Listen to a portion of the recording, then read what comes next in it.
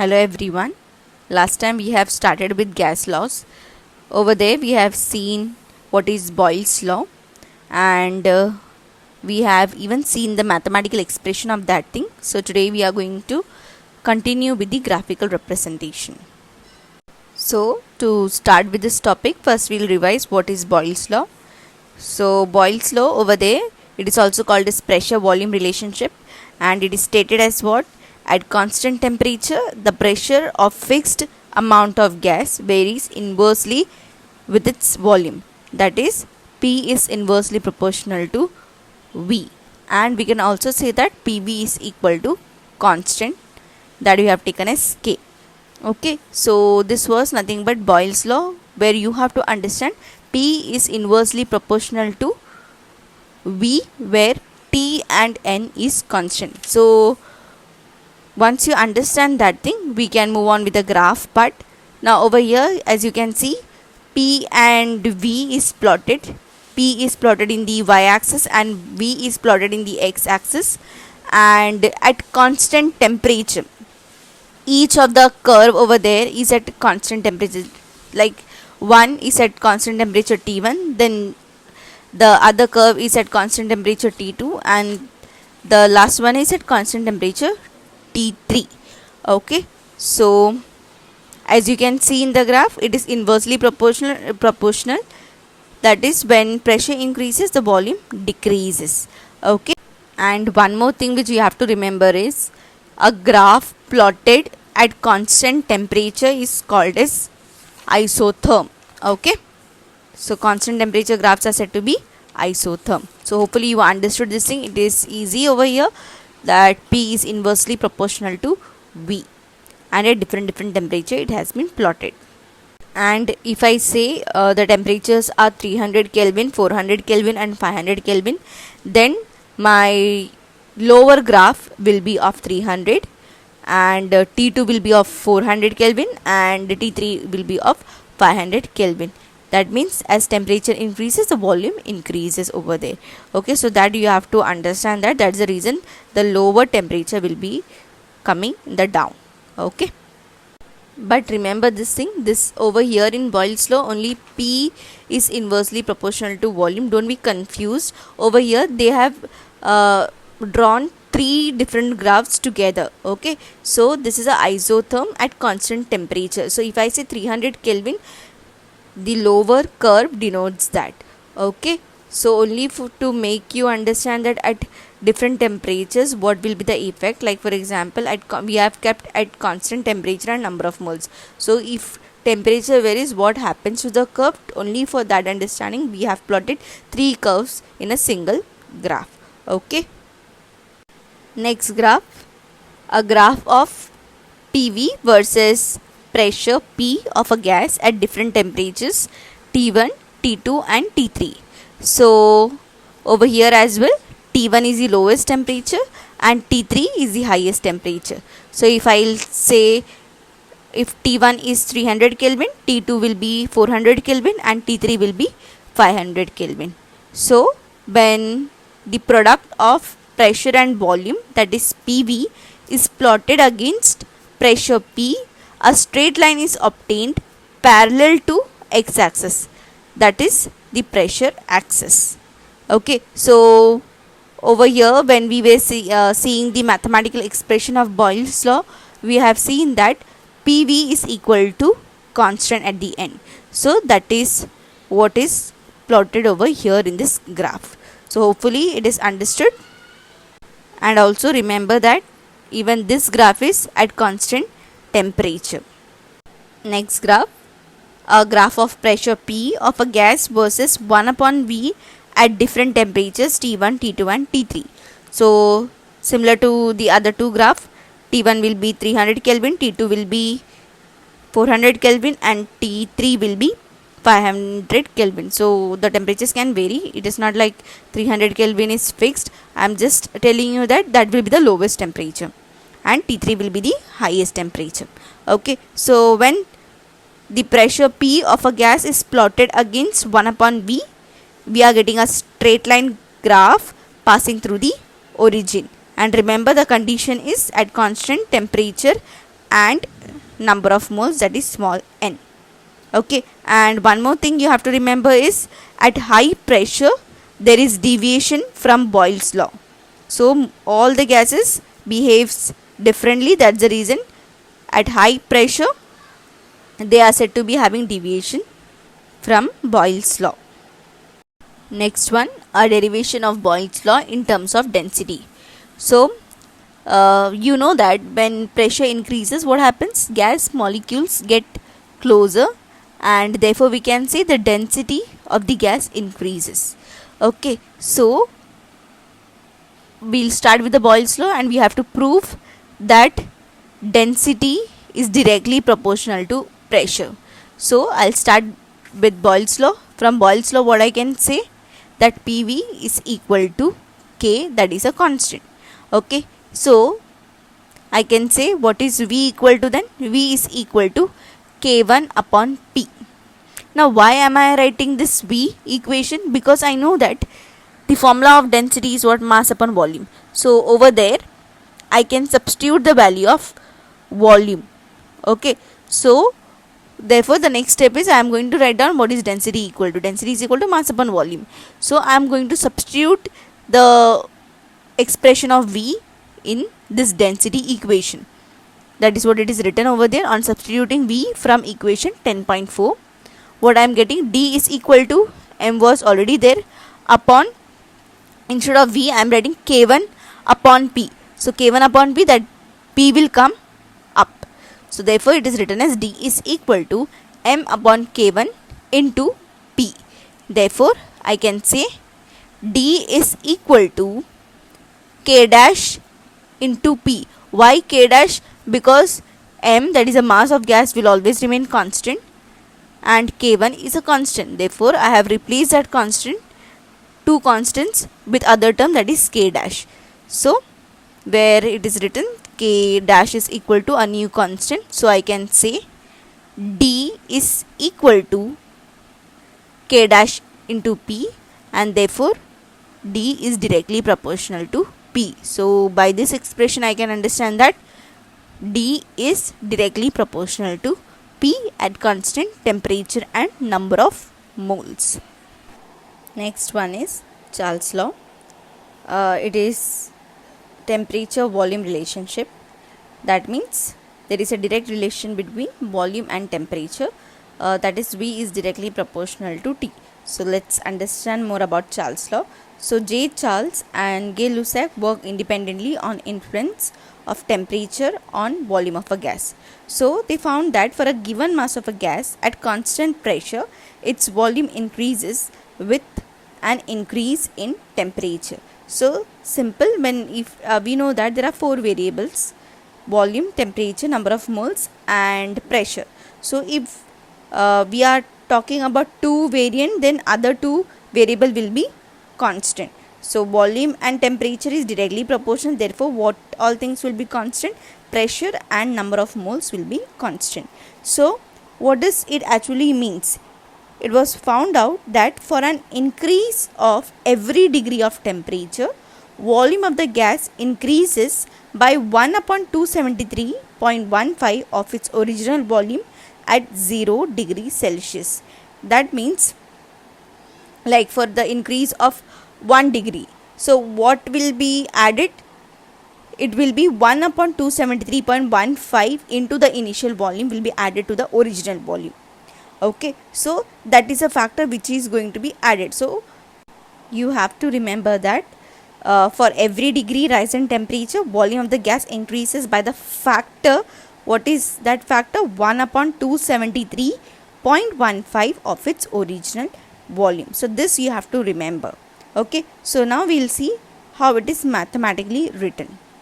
So it is expressed mathematically as Vt is equal to V naught plus T upon 273.15 V naught. Like for example, if I say for 2 degrees rise in temperature, so what changes I have to say?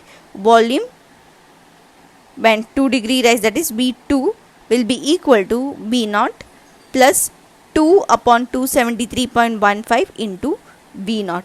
that will be the changes. So whatever be the rise in temperature, like for example, we like 3 degree rise in temperature is there in that. So I would write down V3 is equal to V0 plus there is 3 degree rise in temperature. So I'll write down 3 upon 273.15 of V0. So hopefully you will understand this. So where I can say Vt and V0 are the volumes of the given mass of a gas at the temperatures T degree Celsius and 0 degree Celsius. Okay, so I can say Vt refers to T degree Celsius and V0 refers to 0 degree Celsius. So on rearranging the above equation, that is 10.6 equation, what I will get, Vt is equal to, I can take V0 common, so it will be V0 bracket 1 plus T upon 273.15. Okay, so in the next step I have cross multiplied, so it is Vt equal to V0, that will go up, so 273.15 plus T upon 273.15.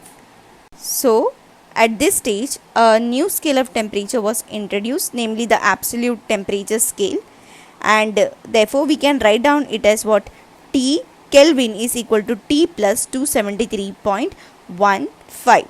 So over here this is also called as thermodynamic scale of temperature, and over here the unit is in Kelvin. So we have learned that temperature in Kelvin is equal to T degree Celsius plus 273.15. Okay, so we'll learn about what is absolute zero. It was found out to be minus 273.15 degrees Celsius, that we'll learn when we are seeing the graph. Okay, so for now understand that a new scale was introduced over this time. So we can say at this stage a new scale of temperature was introduced, that is absolute temperature scale, and we can say that T Kelvin is equal to T degree Celsius plus 273.15. So the degree Celsius scale was replaced by the Kelvin scale now. Okay, now so that we can say that Vt is equal to V0 upon T1 upon T2. Over here the degree Celsius scale is replaced by the Kelvin scale, where T1 is equal to T plus 273.15 and T0 is equal to 273.15. And as a information, one more thing, that unit of Kelvin, that means temperature, the unit is Kelvin. That Kelvin is because of the scientist Lord Kelvin, who determined the accurate value of absolute zero as minus 273.15 degrees Celsius. And now we can rearrange this equation, that is 10.8, and we can write as V1 upon T1 is equal to V0 upon T0. So a general equation can be written by this equation, that is V1 upon T1 is equal to V2 upon T2, and I can say that therefore V upon T is equal to a constant, that is K2.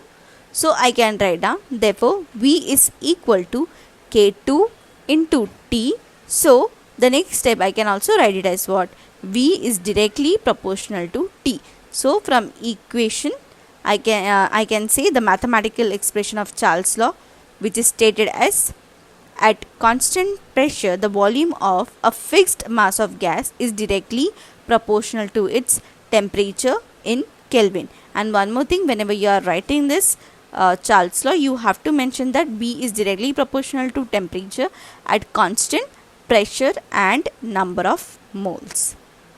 Now with this diagram it will be clear that when temperature increases, what happens, the volume increases. So understand, over here there is piston in both the containers, but the pressure is maintained at 1 atm. Okay, that means it is purely based on the temperature. So the temperature is increased. When the temperature increases, what happens? So that is what the arrow shows, heat. So in the first container, when I heat it, what happens? The volume increases. So the volume increases from 2 liters to 4 liters. Okay, so hopefully it is understood now. When temperature increases, the volume increases. Okay, so this is what Charles' law explains. Next is a graph of volume against temperature, which actually explains the Charles law. So we know now that volume is directly proportional to temperature. So when I plot volume against temperature in Celsius scale, what happens? I get a straight line graph with positive slope. So as you can see over there, when this line is extrapolated and met in the x-axis, so what happens? It comes to be 273.15 degrees Celsius. That means volume 0 is at minus 273.15 degrees Celsius. Okay, so even if that is P1 or I will take some other pressure that is P2 and I am getting a different line, but when I extrapolate that graph touches at a point called as minus 273.15 degrees Celsius. So we can say that this temperature is a temperature called as absolute temperature. Why it is so? That means over here we can assume that the volume approaches to be 0. See, hypothetically that is not possible. Volume of a gas cannot be 0 at any time, but just an imaginary thing, that volume tends or comes to be 0 at this temperature. That means not even a single gas will exist after that. Okay, that means we can say that after this temperature all are at liquid state. Okay, that means we can say that in practice all the gases get liquefied at a temperature higher than minus 273.15 degree Celsius. So this temperature where the volume approaches 0 in the degree Celsius scale is said to be the absolute zero temperature, that is 0 Kelvin. So hopefully you know now, whenever you hear this word absolute zero temperature, that means it is 0 Kelvin or it is like minus 273.15 degree Celsius. So keep this thing in mind. And one more thing I just have to tell you, as we have learnt about isotherm, the graphs plotted at constant temperatures are said to be isotherm. Similar to that, a graph plotted at constant pressure is called as isobar. Okay, so once again, absolute zero temperature is the lowest temperature that can be imagined but practically cannot be attained, and this absolute zero temperature is a temperature on the Kelvin scale as 0 Kelvin. And talking about isobar, a graph of volume versus absolute temperature at constant pressure is known as isobar. That means any graph which is plotted at constant pressure is said to be isobar. Next gas law, Gay-Lussac's law, that is over here we can see pressure temperature relationship.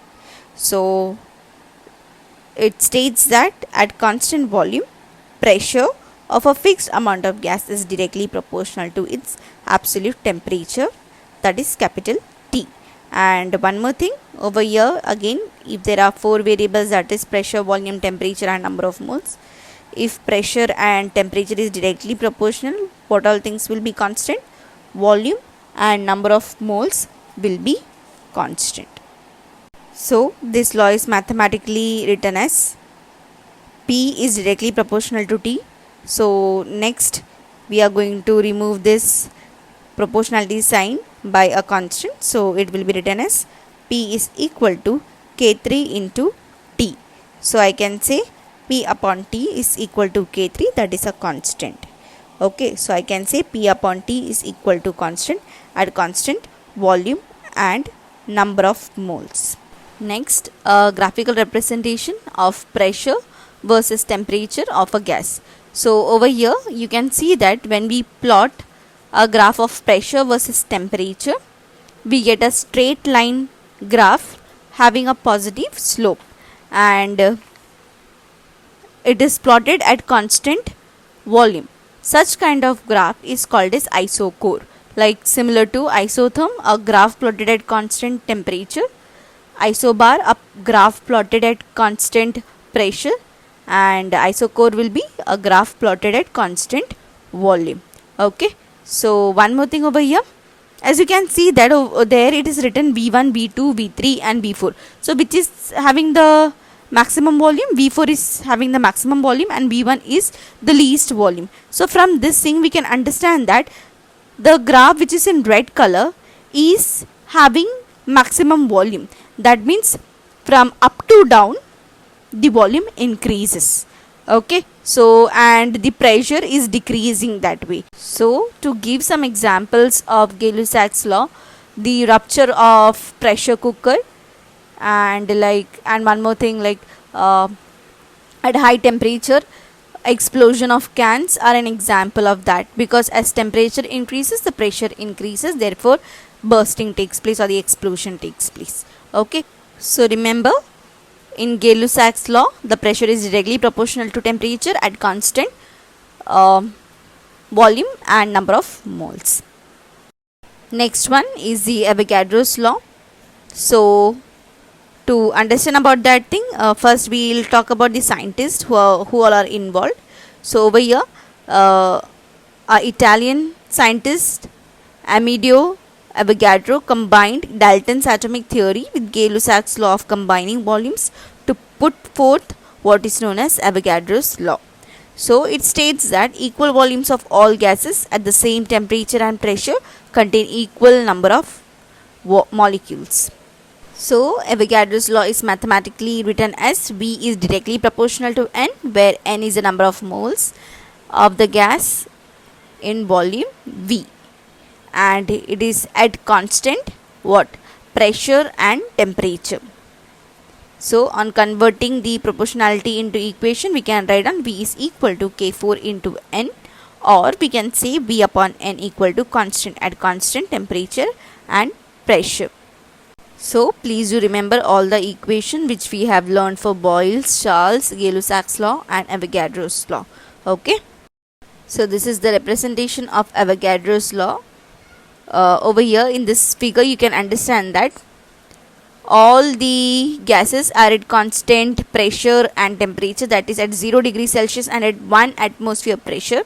And if you have taken the same volume of all the gases, that is 22.414, they will have same number of molecules, that is 6.022 into 10 raised to 23. So in the first thing, chlorine gas at all the same conditions, it is having 6.022 into 10 raised to 23. Similarly, oxygen, neon and methane is having same number of molecules. Okay, so hopefully you understood all these things. So next time we are going to continue with this topic. There is a small portion left in that thing, relation between molar mass and density, that we'll cover, and afterwards we are going to move on with the ideal gas equation. Okay, then bye.